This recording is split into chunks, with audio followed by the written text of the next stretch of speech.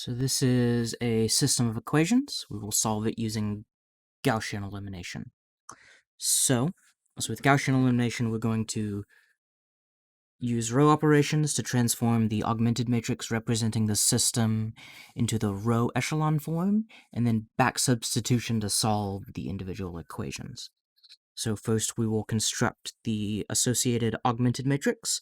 So that will be 1, 2, 6, -1, 4, 0, -2, 5, -3, 0, 0, 0.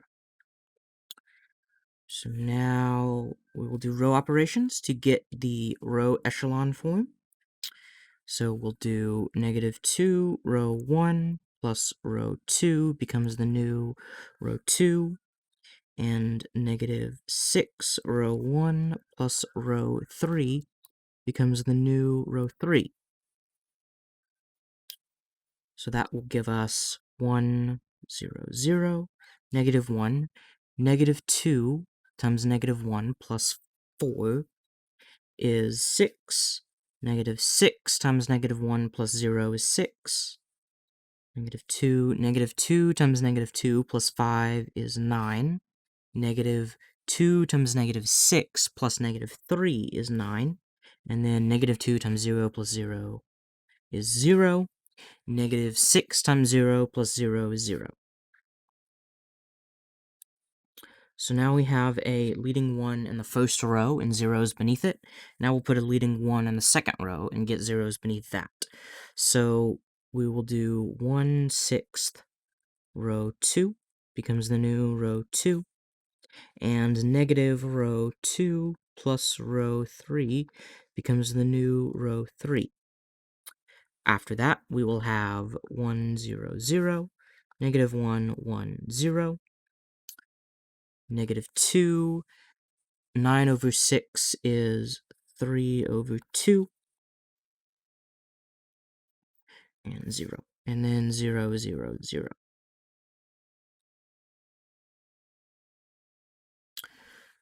So from here, because we have a row of zeros on the bottom, we don't have enough information. We can't put a leading 1 in the bottom row.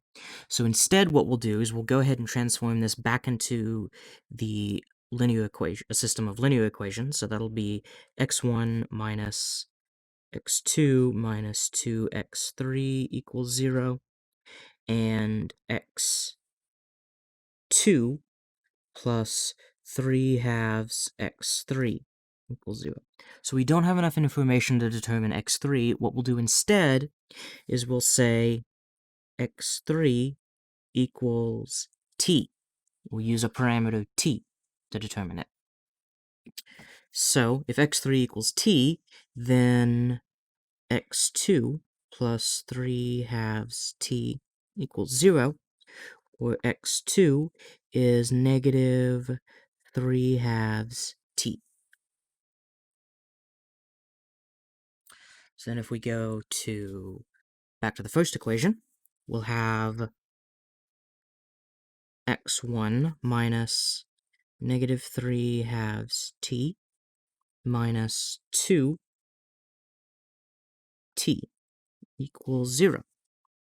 So that is x1 is 2 minus 3 halves t, or x1 is 1/2 t. So then our solution vector x1, x2, x3 is 1/2 t, 3 halves t, negative 3 halves t, sorry. And that is our answer.